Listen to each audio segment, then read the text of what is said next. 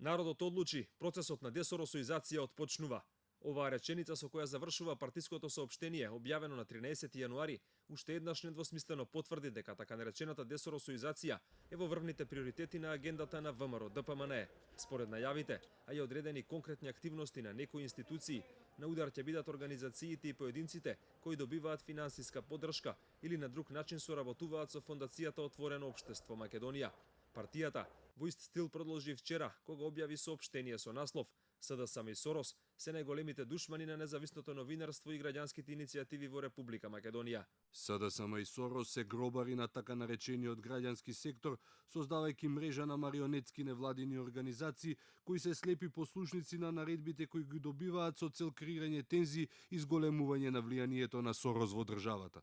Но кој се во изминативе 25 години, колку што во Македонија функционира фондацијата, чиј главен финансиер е Џорџ Сорос, бил дел од нејзините структури. Списокот е долг, на него има политичари, дипломати, професори, новинари, културни работници. Прво во очи паѓа името на председателот на државата Ѓорѓе Иванов.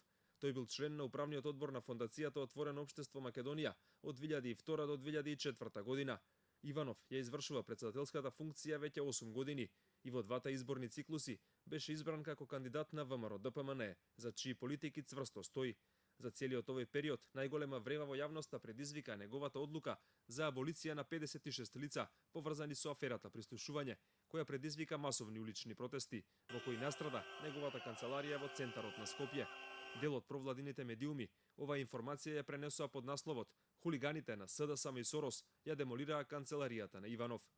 На листата на соработници на Фондацијата Сорос во Македонија е Илија Димовски, висок функционер на ВМРО ДПМНЕ, координаторот на минатиот пратенички состав на партијата, дебатерот и дебатен тренер и членот на Советодавен комитет на програмата за млади на Фондацијата Отворено општество од 2000 до 2003 година, денеска еден од најгласните промотори на процесот на десоросоизација. Ние имаме проблем со една структура поврзана околу Џорџ Сорос и неговата идеологија за рушење на граници и бришење и дел од Демократската партија. И дел од Демократската партија за рушење на граници и бришење на национални идентитети. Димовски не одговори на барањето на топ тема на ваша страна да го коментира процесот на десоросоизација како поранешен соработник на Фондацијата на Сорос. Член на управниот одбор кој е основното раководно тело на Фондацијата бил и актуелниот министер за труд и социјална политика Ибрахим Ибрахими. Тој во периодот од 2001 до 2004 година бил координатор на проектот Рома Веритас.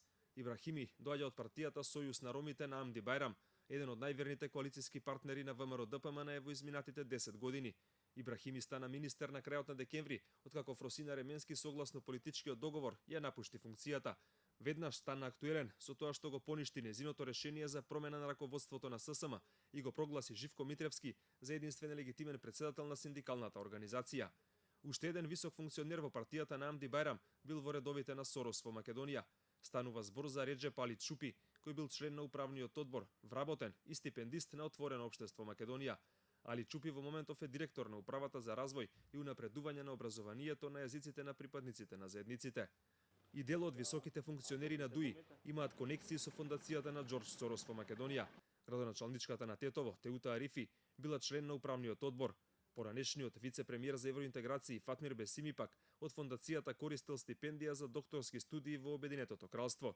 СДСМ пред неколку месеци објави дека еднократна стипендија од Отворено општество Македонија користел и Антонио Милошовски.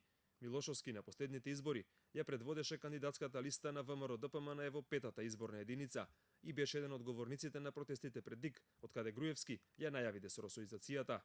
Исто така, не беше достапен да даде коментар за топ тема на ваша страна, но вчера за плановите на ВМРО ДПМНЕ говореше во интервју за Канал 5.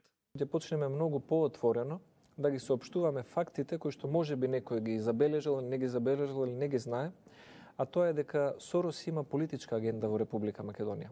Придобивки од действувањето на Фондацијата на Сорос во Македонија има Ликочанскиот градоначалник од редовите на ВМРО ДПМНЕ Ратко Димитровски. Тој во 1994 година добил грант од $728,000 за да ја отвори втората ротопечатница во државата, Европа 92. Денеска е еден од најмоćните луѓе во печатарскиот бизнис во Македонија. Член на највисокиот управен орган на Отворено општество бил и Паско Кузман, човекот кој беше нарекуван неформален креатор на антиквизацијата во Македонија.